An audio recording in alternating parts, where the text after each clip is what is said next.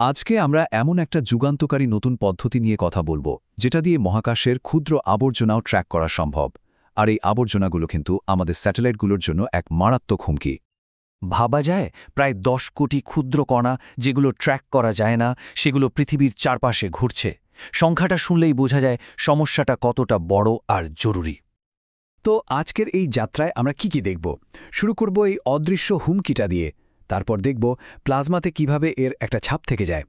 এরপর জানব পিণ্ড সলিটন জিনিসটা কি, কিভাবে এটা একটা বিশাল বিকেন হয়ে ওঠে, আর এই তরঙ্গটাকে শনাক্তই বা করা যায় কিভাবে। আর সবশেষে এর মাধ্যমে মহাকাশ সুরক্ষার ভবিষ্যৎ কেমন হতে পারে সেটাও আলোচনা করব। আচ্ছা, তাহলে শুরু করা যাক। প্রথমত বুঝতে হবে এই ছোট ছোট আবর্জনার টুকরোগুলো কেন এতটা খতরনাক। আসল বিপদটা কিন্তু এই ছোট ছোট কণাগুলোতেই। লক্ষ লক্ষ কণা, যাদের গতি সেকেন্ডে ৮ কিলোমিটারেরও বেশি। এই গতিটা কিন্তু অবিশ্বাস্য। তো ব্যাপারটা কি দাঁড়ালো? এই কণাগুলোর প্রচণ্ড গতিশক্তি আছে। মাত্র ১ সেন্টিমিটার একটা বস্তুর সাথে ধাক্কা লাগলেই একটা স্যাটেলাইটের মিশন পুরোপুরি শেষ হয়ে যেতে পারে। আর সবচেয়ে বড় চ্যালেঞ্জটা হলো এগুলো এতই ছোট যে আমাদের সাধারণ রাডার বা অপটিক্যাল সিস্টেমে এগুলোকে ট্র্যাক করা প্রায় অসম্ভব। এখন আসি সবচেয়ে মজার অংশে। এই সমস্যার সমাধানটা কিন্তু লুকিয়ে আছে একটা দারুণ আইডিয়ার মধ্যে। আর সেটা হলো পৃথিবীর চারপাশের মহাকাশ কিন্তু একদম খালি নয়। আমরা বলছি প্লাজমার কথা। এটা পদার্থের চতুর্থ অবস্থা। সহজ করে বললে এটা অনেকটা চার্জড কণার একটা সুপের মতো, যা লো আর্থ অরবিটে সবচেয়ে বেশি পরিমাণে আছে, ঠিক যেখানে এই আবর্জনাগুলো সবচেয়ে বেশি ঘুরে। তো যখন এই আবর্জনাগুলো অসম্ভব স্পিডে প্লাজমার ভেতর দিয়ে যায়, তখন কি হয়? ঘর্ষণের ফলে এটা বিদ্যুতায়িত বা চার্জড হয়ে যায়। অনেকটা শীতের দিনে সোয়েটার খুললে যেমন হয়, ঠিক তেমন। আর এই চার্জড বস্তুটা তার চারপাশের প্লাজমাতে একটা বিশেষ আলোড়ন তৈরি করে। বলতে পারেন একটা সিগনেচার বা পায়ের ছাপ রেখে যায়, যা আবর্জনাটার সাথেই চলতে থাকে। তাহলে চলুন আরেকটু গভীরে যাই। এই নতুন পদ্ধতির একদম কেন্দ্রে রয়েছে একটা বিশেষ বৈজ্ঞানিক ঘটনা। ব্যাপারটা বুঝতে একটা তরঙ্গের কথা ভাবুন তো। এমন একটা তরঙ্গ যা একা একা এগোয় না, বরং যে জিনিসটা ওকে তৈরি করেছে ওর সাথেই সেটে থাকে।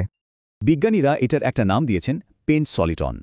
এটা আসলে একটা খুব স্টেবল আর লম্বা সময় ধরে টিকে থাকা তরঙ্গ, যা আবর্জনার টুকরোটাকে একটা খামের মতো ঘিরে রাখে আর একদম ওর সমান গতিতেই চলতে থাকে। আর এখানেই আসল জাদুটা, কিভাবে একটা পুচকে জিনিসকে একটা বিশাল সিগন্যালে পরিণত করা যায়। দেখুন, আগে বিজ্ঞানীরা ভাবছিলেন ইলেকট্রোস্ট্যাটিক তরঙ্গ নিয়ে, কিন্তু সেগুলোর সমস্যা ছিল। ওগুলো আকারে ছোট আর খুব তাড়াতাড়ি মিলিয়ে যেত। কিন্তু এখন যে নতুন আইডিয়াটা এসেছে সেটা হলো ইলেকট্রোম্যাগনেটিক তরঙ্গ। এগুলো আকারে অনেক বড়, অনেক বেশি সময় টিকে থাকে, আর শনাক্ত করাও অনেক সহজ। আর পার্থক্যটা শুনলে অবাক হয়ে যাবেন। মাত্র ১ সেন্টিমিটারের একটা আবর্জনার টুকরো, সেটা তৈরি করছে প্রায় ১ কিলোমিটার চওড়া একটা প্লাজমা তরঙ্গ। ভাবা যায়? এটাকে এভাবেও ভাবতে পারেন। ধরুন একটা অদৃশ্য সাবমেরিন পানির নিচে চলছে।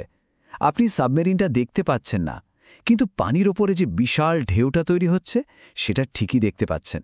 এখানেও ঠিক তাই হচ্ছে। বেশ, তাহলে তো একটা বিশাল তরঙ্গ তৈরি হলো, কিন্তু প্রশ্ন হলো আমরা এটাকে দেখব কিভাবে? উত্তরটা বেশ পরিচিত, রাডার। এই যে ছবিটা দেখছেন, এটাই সেই সলিটন। এটা প্লাজমার ঘনত্বে একটা বড় আর এক রকমের পরিবর্তন তৈরি করে। আর এটাই রাডারের জন্য একটা বিরাট টার্গেটের মতো কাজ করে। পুরো প্রক্রিয়াটা কিন্তু বেশ সোজা সাপটা। ১. রেডার থেকে রেডিও ওয়েভ পাঠানো হয়। ২. এই ওয়েভগুলো প্লাজমার ওই আলোড়নে ধাক্কা খেয়ে ফিরে আসে। ৩. যেহেতু সলিটনটা অনেক বড়, তাই যে সিগন্যালটা ফিরে আসে সেটাও খুব শক্তিশালী হয়। আর ৪. ওই সিগন্যালটাই আমাদের বলে দেয় ভেতরে থাকা আবর্জনাটার সঠিক অবস্থান।